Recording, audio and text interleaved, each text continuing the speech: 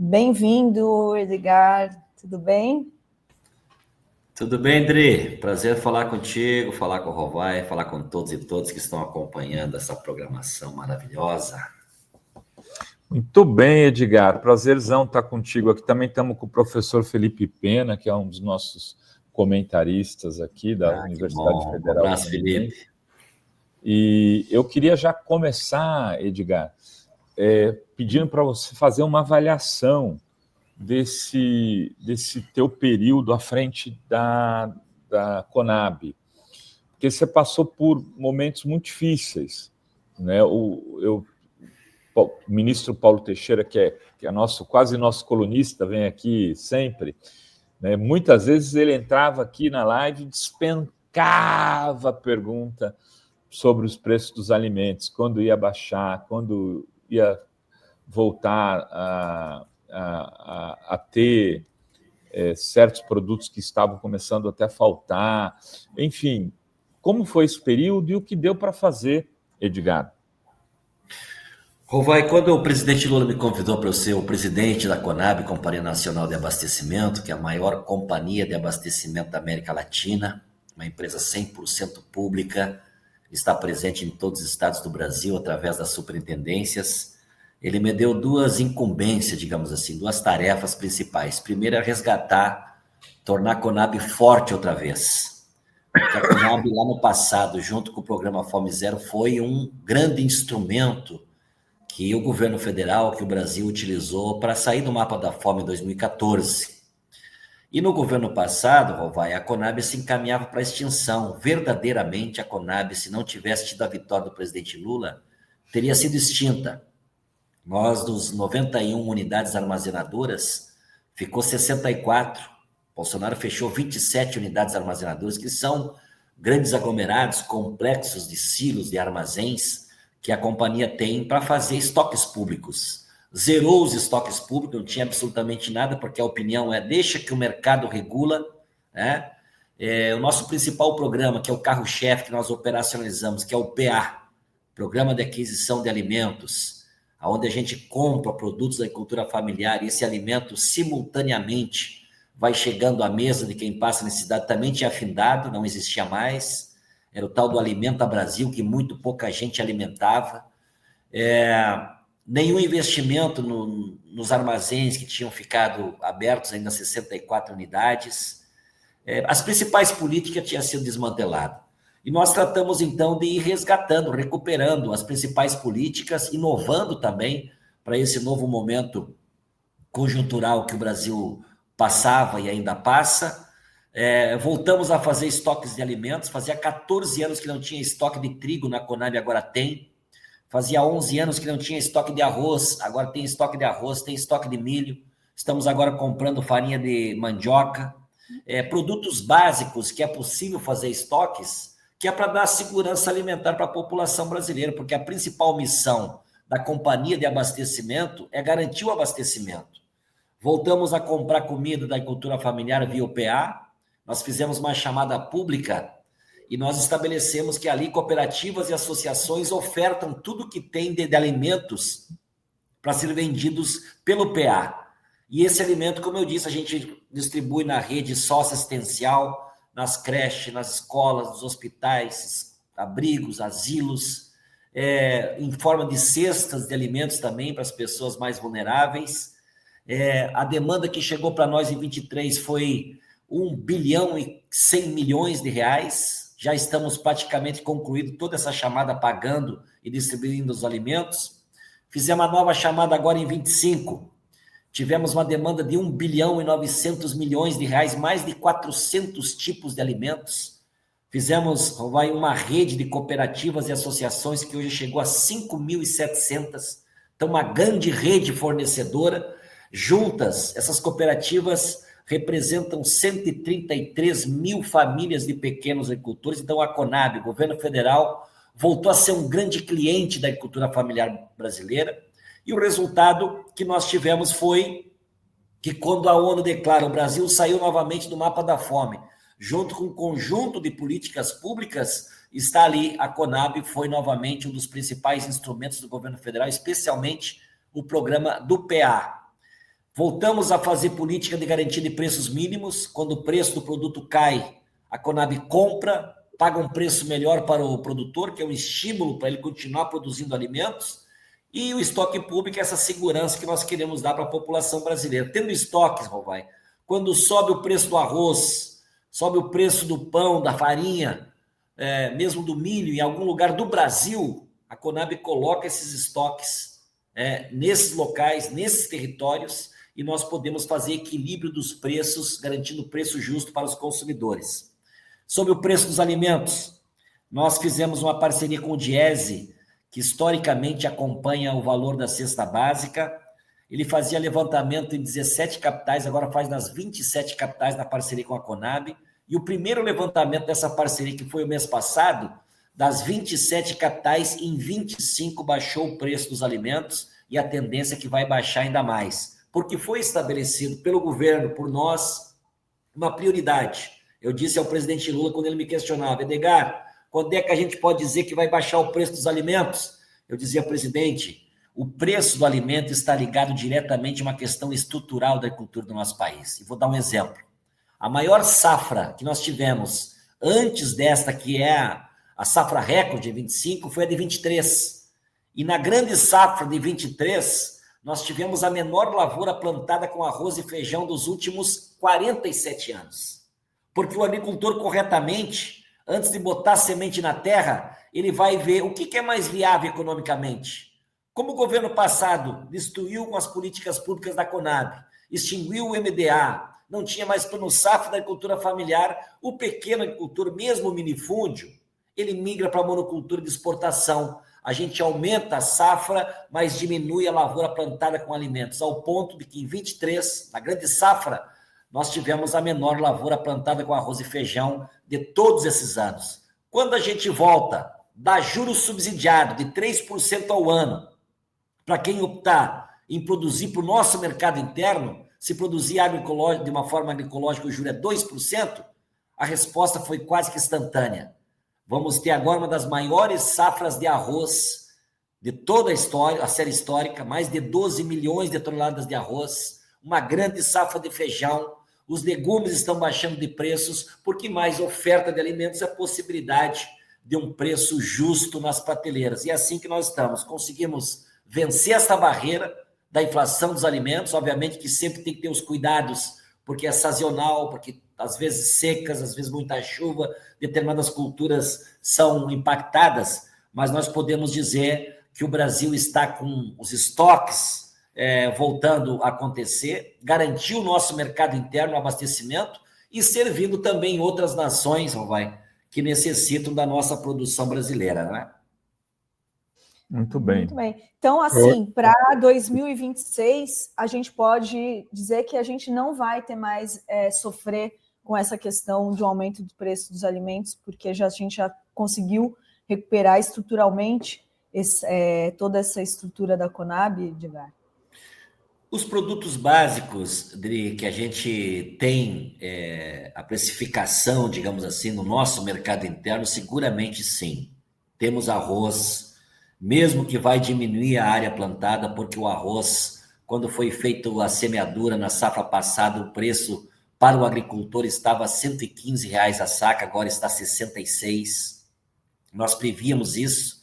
A Conab tem um setor de informações agropecuárias que é excepcional. Ano passado nós já prevíamos, vamos ter uma grande safra de arroz, vai ter mais arroz no Mercosul, vai ter mais arroz na Índia, que voltou a exportar, consequentemente pode baixar o preço para os produtores. O que nós fizemos como estímulo? Nós lançamos ano passado o contrato de opção de venda. Lançamos R$ 1 bilhão para contratar arroz antecipado, antes da safra. Botamos 20% acima do preço mínimo e era um contrato de opção. Quem quisesse fazer o contrato na hora de vender ou de efetivar o contrato, se o mercado pagasse mais, esse produtor poderia vender para o mercado normal. Mas se não tivesse o preço colocado nesse contrato, a Conab comprava. Nós contratamos 91 mil toneladas de arroz, queríamos 500 mil. Houve uma propaganda aqui de representantes do setor que não fizeram essa leitura do mercado nacional e internacional, fizeram uma campanha para que os produtores não aderissem ao contrato da Conab. Resultado, Estamos hoje efetivando os contratos, pagando R$ 87,00 a saca, e o mercado está pagando 65, 66. Quem acreditou na Conab está vendendo a saca de arroz no Rio Grande do Sul R$ 20 a mais do que o mercado está pagando. Então, nós vamos ter estoque, queremos incentivar já a próxima safra, já lançamos a proposta do contrato para a safra que vem, estamos incentivando a produção de feijão, o básico, Dri.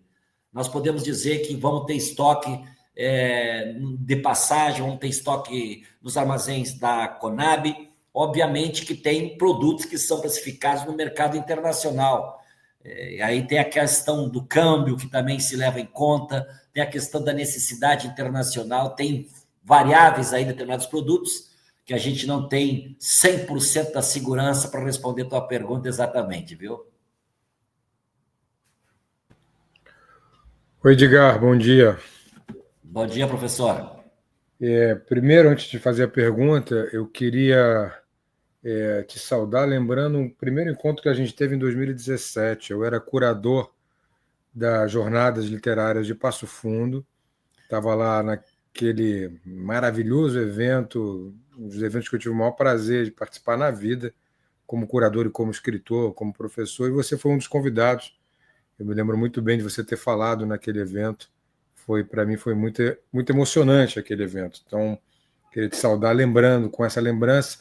Outro dia eu lembrei aqui que tinha uma manifestação do Sindicato dos Professores e que eles foram impedidos de levar a sua faixa reivindicando aumento salarial, e eu peguei a faixa na plateia e levei até o palco para mostrar aos professores, e alguém da plateia que estava lá, alguém aqui do chat, lembrou desse episódio, a Adri me mandou. Isso também me emocionou, como que essa defesa dos trabalhadores sempre foi uma causa nossa. Então, com isso, com essa lembrança, eu te saúdo aqui, minhas saudações, Edgar. Obrigado, Felipe, Edgar. que bom. E eu queria te perguntar... Boa lembrança. O Edgar é meio poeta, meio cantor, né? Depois ele vai fazer um showzinho aqui para nós. Então, esperem, tem Edgar aí daqui a pouco, o Edgar cultural, né, Felipe? Exato, eu queria começar por essa lembrança. Existe esta persona, Edgar, está também numa feira literária. É importante isso, né? Porque eu sei que a persona política está aí e tem que trabalhar na persona política, mas elas se incorporam, né? A persona artista também está dentro dessa persona política. Professor Felipe, o que eu queria te perguntar é um dado muito concreto. Nós fizemos lá um diálogo lá na Feira Literária de Passo Fundo sobre o movimento que eu mobilizo nacionalmente, que é o Reforchi, Eles por Elas. É uma luta, uma causa da minha vida, que é mobilizar homens pelo fim da violência contra as mulheres. Eu compreendi, Edri, com as mulheres militantes aqui dos movimentos sociais do Rio Grande do Sul, de que é com os homens que nós precisamos conversar. Se há violência, se há feminicídio, é os homens que praticam, e normalmente os homens escolhem o caminho mais cômodo. Não participa, não opina e não muda. E a sociedade segue sendo injusta para as mulheres. Então eu tenho me desafiado nessa causa, e ano passado, agora foi concluído este ano, a ONU me oficializou como articulador nacional do movimento mundial Eles por Elas, o Reforchi, que eu tenho essa coordenação nacional nessa tentativa de mobilizar homens que, assim como eu, estão incomodados, estão impactados e não aceitam mais esse tamanho da violência contra as mulheres, que é sem precedente. Aqui no Rio Grande do Sul é algo impressionante, no Brasil inteiro, né? E a gente tem que ter políticas públicas, tem que ter orçamento, tem que enfrentar a questão da violência como política pública, mas é necessário também fazer uma mudança cultural, porque o machismo, ele maltrata, machuca e mata, infelizmente. E nós temos que discutir esses assuntos. É um tema, eu tenho dito para meus companheiros, é um tema da esquerda brasileira, nós temos que discutir esse assunto, não dá para a gente se omitir, né? E sempre eu digo o seguinte, quem quiser saber como deixar de ser machista, como é que a gente faz? Começa do início. Entre dentro da sua casa, não com o espírito de ajudante, mas de divisor das tarefas com a sua companheira. Porque se o homem não entrar na cozinha e dividir as tarefas, não exercer a paternidade ativa, fica só para as mulheres, fica só para a mãe. E se a mãe ficar cuidando de 100% das atividades, que é para ser para os dois, vai estar cada vez mais difícil encontrar mulher no Congresso Nacional, mulher apresentando um programa como você, Dri, mulheres à frente de uma companhia, de uma empresa. Então, cabe para essa sociedade ser justa, igualitária, nós temos que fazer a nossa parte, amigos homens. Muito bem. Desculpa, Foi esse o Edgar. Eu me empolguei, professor Felipe, tá? Me empolguei aqui, eu mudei o assunto. Você me trouxe ótimas lembranças do evento, Edgar. Foi esse Edgar que eu encontrei naquele palco. Foi. Eu e Alice Ruiz e Augusto Massi, o trio que fazia a curadoria daquele evento. Foram 4 dias muito emocionantes para nós 3. Me lembro muito bem. Que pena que Passo Fundo não pôde mais realizar o evento, mas foram dias muito emocionantes. Espero que volte a ter.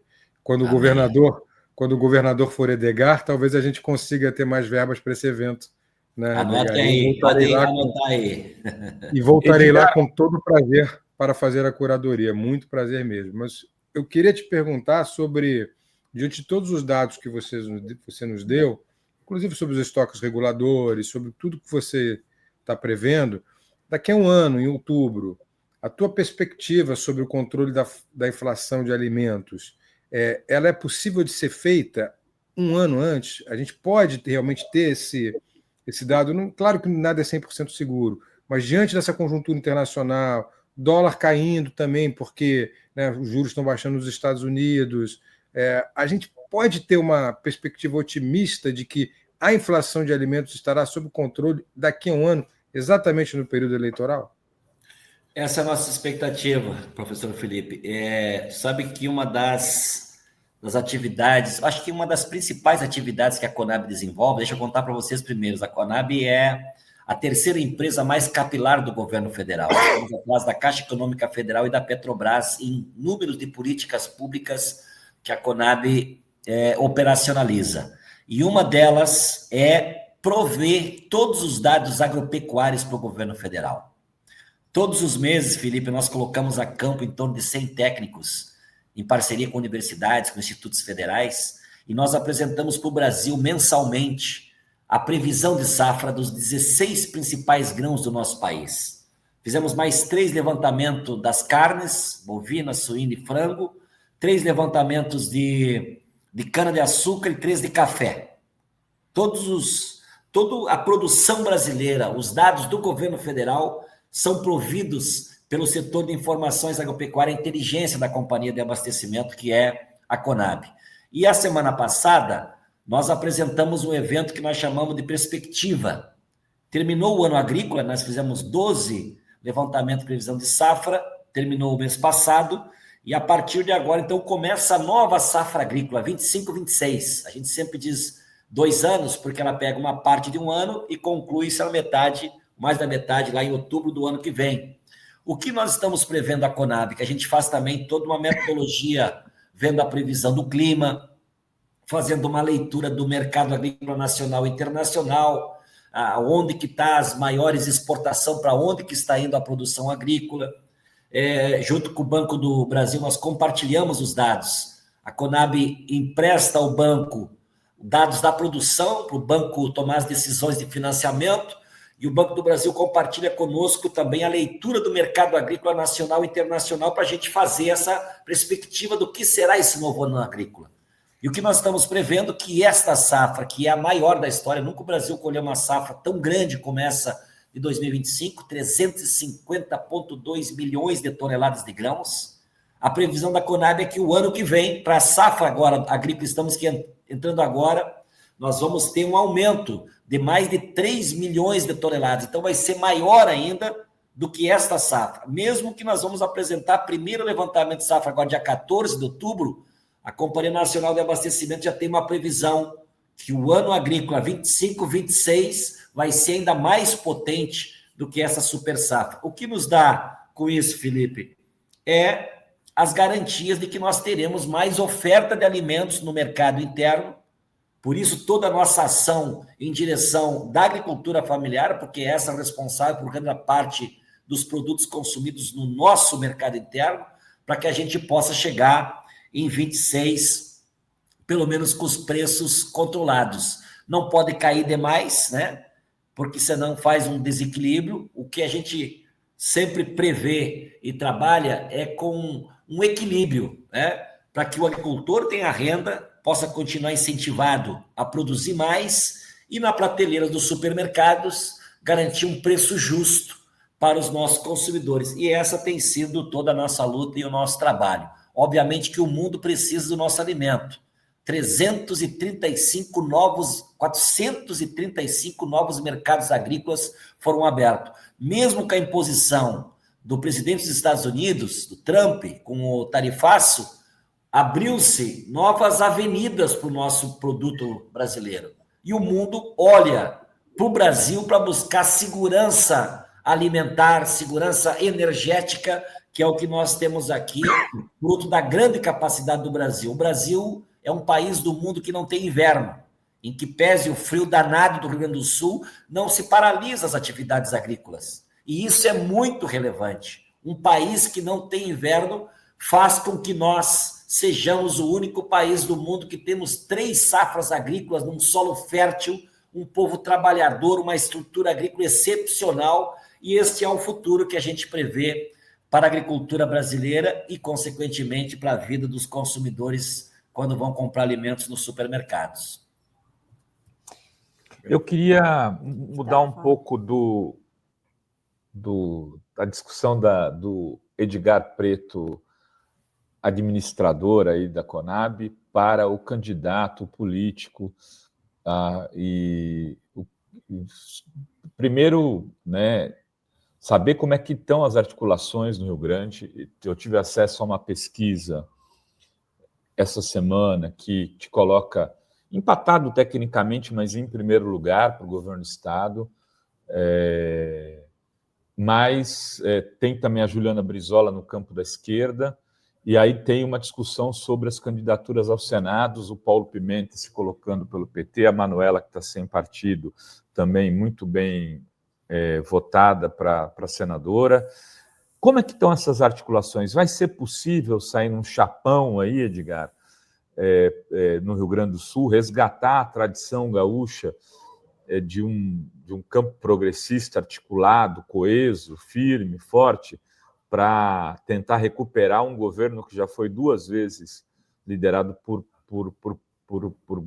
pessoas do PT, né? Tanto o Olívio Dutra quanto o Tarso Genro? Essa é a nossa expectativa, Rovai. Estamos trabalhando nesta direção. A vez passada, tu deves lembrar, nós fizemos a chapa se configurou entre nós do PT, PCdoB e PV, que é a nossa federação, e trouxemos o PSOL e a Rede de Sustentabilidade. Essa foi a nossa frente da eleição passada. Eu fui candidato a governador e o Pedro Ruas foi candidato a vice-governador, e tivemos generosamente a participação do Olívio Dutra, que foi nosso candidato a senador, como eu sempre digo aqui para os meus companheiros, sem nenhuma necessidade, porque o Olívio Dutra já passou desde deputado constituinte, ministro, prefeito de Porto Alegre, governador, tem um histórico que orgulha todos nós. Mesmo assim, pela nossa necessidade, o Olívio Dutra foi nosso candidato a senador, e o Rio Grande perdeu uma oportunidade de ter um homem da qualidade do Olívio Dutra nos representando no Senado Federal. E eu comecei, na vez passada, a minha campanha, pré-campanha ainda, com 4% nas pesquisas. Não sei se vocês lembram. Estava em 4º lugar, 4%. Quando chegou no último mês, antes das eleições, eu fui para 8%. Na segunda-feira da última semana de campanha, eu apareci com 10% nas pesquisas. Na sexta, 2 dias antes da eleição, eu tinha 17%. E 2 dias depois, eu fiz 27% dos votos. 1.700.000 votos. E o Eduardo Leite, que naquela época também queria ser candidato a presidente da República, tinha renunciado ao cargo de governador, porque disse que não ia para a reeleição, voltou atrás meio que como um favor de voltar a ser governador outra vez, ficou na minha frente só por 2.441 votos. Rio Grande do Sul foi o último estado brasileiro que definiu o segundo turno, porque faltava 0,3% dos votos serem computados, e eu tinha chance de passar o Eduardo Leite. Era meia-noite e nós estávamos na peleia aqui para ver quem disputaria com o Orix no segundo turno. E eu falei que a diferença eram uns 20 mil votos, eu multipliquei por 10, então. Nossa! 2.441 votos. Gente! Eu digo para meus companheiros, esses votos saem debaixo das pedras de qualquer lugar desse Rio Grande, mas foi o que faltou para a gente passar o primeiro turno. Mas nós produzimos naquele momento, Rovaí, um movimento de baixo para cima, como diz Olívio Dutra. Não foram só com os partidos políticos, não foi só uma relação tradicional. Pelo meu vínculo com os movimentos sociais, com as organizações do campo e da cidade, com entidades de classe, nós conseguimos produzir um diálogo franco e transparente que nem os institutos de pesquisa conseguiram captar o tamanho daquele projeto que nós configuramos aqui no Rio Grande do Sul.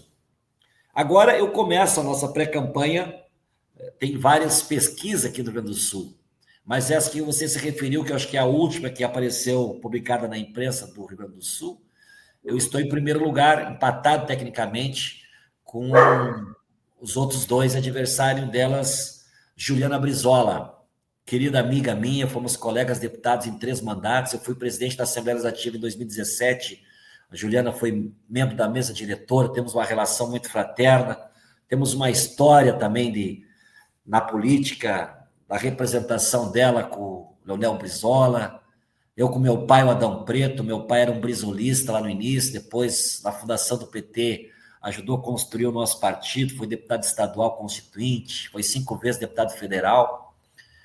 E a gente está num esforço grande, Rovai. Nunca a gente conseguiu estar com o PDT no primeiro turno. Tem o PDT e o PSB que não tiveram conosco na eleição passada. Eu tenho dialogado com a Juliana, ela tem manifestado o seu desejo, a manutenção da sua candidatura, pré-candidatura, eu a minha, e nós vamos dialogando. Essa é uma tarefa agora para os partidos políticos, os nossos partidos que estão nessa mesa de negociação, para ver se a gente consiga configurar essa frente. Nossa principal missão é garantir um palanque forte para o presidente Lula. Nessa pesquisa que você se referiu, Rovai, o presidente Lula está na frente aqui. Nós queremos garantir que esse palanque dê a vitória para o presidente Lula no Rio Grande do Sul. Desde 1998, o presidente Lula não vence eleições aqui no Rio Grande do Sul. E agora está aí uma oportunidade, em meio a tantas reviravoltas que esse Estado passou. Maior tragédia ambiental da nossa história foi o ano passado. Nunca um Estado brasileiro recebeu a atenção do governo federal como o Rio Grande do Sul recebeu ano passado o presidente Lula. Teve aqui 5 vezes. Foram mais de 100 bilhões de reais que já foram destinados para o Rio Grande do Sul. E me parece que isso tem feito a diferença. As pessoas têm parado para escutar. Agora vocês viram, a partir do tarifaço da imposição do presidente dos Estados Unidos, deputados do Rio Grande do Sul, da extrema-direita, na Câmara Federal, ao invés de defender o Rio Grande do Sul, defender a indústria gaúcha, que está sendo fortemente atacada, essas lideranças vão na Câmara Federal e levantam a bandeira do Trump. Fazem aceno, fazem gesto, cultuam a bandeira dos Estados Unidos. Os falsos patriotas que andavam aqui na frente dos quartéis, com a bandeira do Brasil nas costas, no momento que o Brasil mais precisava, no ataque mais violento contra o povo brasileiro, essas lideranças preferiram ficar do lado do presidente dos Estados Unidos, que está nos atacando economicamente de uma forma sem precedente, sem nenhuma justificativa. O povo gaúcho é um povo sábio. O povo gaúcho está observando a postura dessas lideranças e eu começo a minha pré-campanha com em torno de 20%. Então, eu recebo esses números com muito entusiasmo, né? Mas isso não nos tira a vontade, o desejo de construir essa frente a mais ampla possível no nosso campo democrático e popular, porque o que está em jogo na eleição de 26 não é pouca coisa. Ou a gente vai retroceder, ou o Brasil volta a ter os patamares de desemprego, volta a fome, volta o descaso do governo federal com setores produtivos que são importantes, né? A gente volta a ter o povo brasileiro submisso, ou nós vamos continuar avançando nesse projeto que, obviamente, ainda tem um caminho pela frente, mas o certo é a vida do povo brasileiro, a vida do povo gaúcho está melhor agora com o presidente Lula do que tiveram com o Bolsonaro no mandato passado. Me parece que está tendo esses reflexos aqui no Rio Grande do Sul e a gente vai aumentando o nosso caldo político, aumentando os partidos, as forças políticas e sociais do Rio Grande do Sul, estão com muita disposição dessa unidade para construir essa grande vitória necessária, na minha opinião. Muito bem, deixa eu trazer os superchats aqui da galera. A Terezinha Marques diz: Edgar Preto era o nosso governador, além de lutar ao nosso lado e cantar lindamente. A Denise Rosa diz: eu tive a honra de conhecer e militar com Adão Preto, que era pai do Edgar. A Nelly Germano diz: que orgulho de ouvir o Edgar Preto feminista. Muito orgulho para nós mulheres, e abraço de Porto Alegre, a Nelly gaúcha aqui conosco. Rovai? Eu tenho aqui um presente para o Edgar. Olha só, Edgar. Nosso João Pedro, o desenhista autista, te fez uma homenagem. Aí você pode já usar na campanha eleitoral aí. Guilherme, olha aqui, Guilherme. Eu vou mandar para o Guilherme. Na foto aqui. Que espetáculo, hein? Vamos usar. Me manda aí, Rovai, por favor. Eu vou mandar para o Guilherme, e aproveito para mandar um beijo para o nosso amigo João Pedro, que é embaixador do autismo lá na Bahia. Nossa, querido João Pedro. O governador Jerônimo nomeou ele, mas o problema é que nomeou, mas também o Jerônimo precisa dar um cargo real para o João Pedro aí, né? Ô Jerônimo, faz favor, né?